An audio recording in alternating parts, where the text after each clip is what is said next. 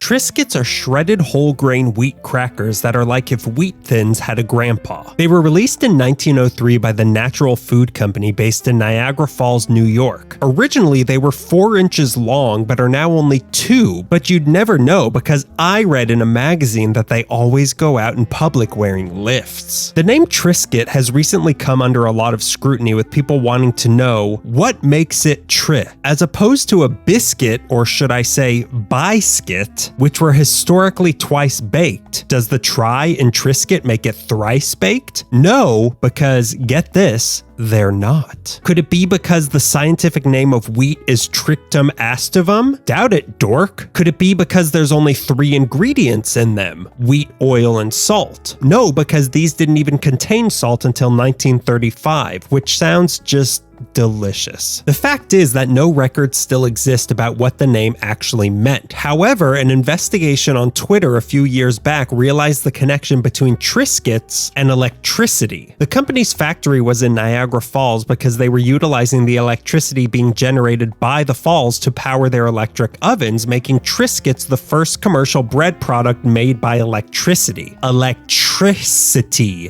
Biscuit. Triscuit. The company even publicly acknowledged that this was the reason for the name, but without any official records, they could just have been going along with it for the publicity. Like when people in middle school thought I was cool because I was named after the Karate Kid. I wasn't. Triscuits inventor Henry Perky meant for them to be an alternative to bread or toast in your day-to-day life, along with his previous invention, shredded wheat cereal, which would be your daily breakfast. And for dinner, spending your nights strapped onto your toilet. The reason he was so adamant about eating shredded wheat was that he was convinced that eating a mostly shredded wheat-based diet had cured him of his ailments and restored his health. He described shredded wheat as the most perfect food that was ever devised for the nourishment of man, and even took it so far as to insist that all of mankind's evil doings were because of bad nutrition, and his shredded wheat could help cure that. Which is why he was arrested for force-feeding Triscuits to Pol Pot. My review? I always thought these were boring growing up, and trying them now, they're still boring. The denseness and crunchiness are nice, but they've got a pretty flat, neutral flavor, which is fine for most things you'd use a cracker for. They're also pretty salty, so I think these have a pretty specific use that they're good for. So my rating out of 5 skits is 2.